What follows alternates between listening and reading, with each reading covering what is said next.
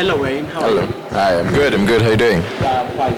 So, why did you decide to organize Devfest Nairobi 2022? Well, Devfest Nairobi is more of a community engagement in which we usually have developers or even budding developers from across the country, or not just the city, but the whole country, who are just interested to hear about what other people do in their day-to-day activities as developers, as senior engineers, and the whole idea is to give these attendees a taste of what it feels when it comes to their work-life balance, because some of these experts, they usually talk about what they do, why they do it, and how they do it, and we as the organizers are always looking forward to providing such platform where people can interact, and not just with the speakers and senior engineers, but also with them by themselves, and just learning from each other.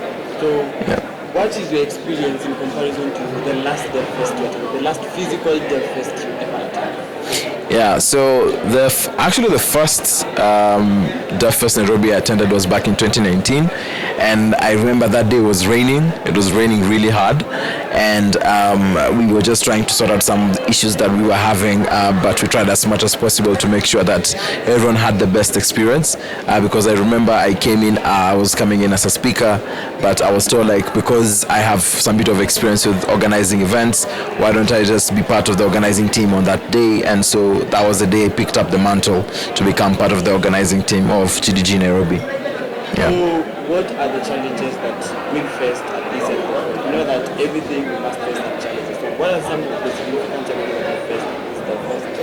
Yeah, I think one thing that is a key difference between 2019's Devfest, that was before the COVID pandemic, is that right now we got to learn from our mistakes that we made in the previous Devfest, and we tried as much as possible to make sure we don't repeat the same, and trying to ensure that we give our best. Of course, no event is usually perfect. We had a few hiccups here and there, but one thing that I loved about it was that it gave us the opportunity to keep on going even if we have a challenge, just trying to make sure that the show must go on. So that is one thing I usually tell some of our crew members, is that, look, yes, we have a hiccup, but the show must go on. The idea is for us to provide the best experience for some of these attendees that we have here, because you'll find that the one who attended Devfest 2019 is not the same as the one who's going to attend in 2022. One, because maybe the person has graduated from university. This year we've had so many people who came in for the first time at Devfest Nairobi, and we are always looking forward to providing people that experience of this is a home for all developers, and even those who are interested in becoming developers. Okay, so we always have to count our blessings. Yes. What are the key success points that we've had at Devfest 2022 this year? Yeah, I think some of the key successes is, of course, getting to land some of these great partnerships with some of our sponsors and partners, because we were able to have like some sort of like conversation with them, telling them like what we do at Devfest Nairobi and GDG Nairobi as a community, and what it brings value to them. And one thing is that they always loved the idea of speaking to budding developers, experienced developers, and trying to make sure that they can also tap to some of the technologies that they use.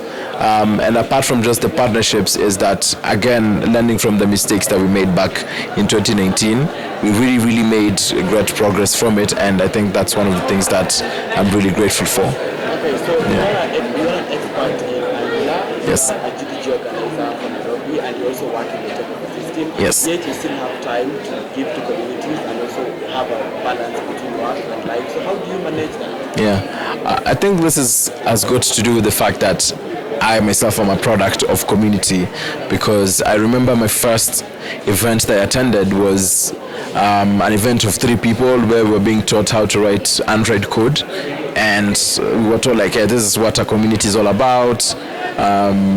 If you're interested, you can get to learn more about it, and that's when I started to have that interest in getting into the tech ecosystem, just trying to understand how the tech ecosystem works.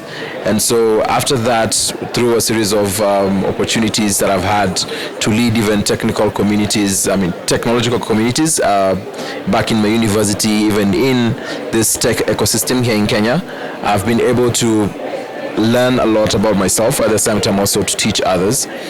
And another thing is that also it's through this community work that I've done is that gave me the opportunity to become a Google developer expert for Angular, which basically means that there's someone who gives back to the community using Angular. Yeah. So you have organized the festival. Yes. And you haven't. So what is the future of Devfest? What should we look at Devfest 2020? Yeah, so I think the future of Devfest is still about people, but then more focused in enriching the content that we're providing to the attendees, because we just don't want to provide them with basic content, because as much as we want to give them the basic content, they also want to learn what exactly happens on the ground. So, have speakers come to talk about their frustration with bugs, deleting servers while online, and all that. But it's just trying to enrich that content and just delivering the best Devfest experience they've ever experienced, ever. So our goal is always to be better than the previous Devfest. Thank you very much for being part of this. Thank you. Thank you very much.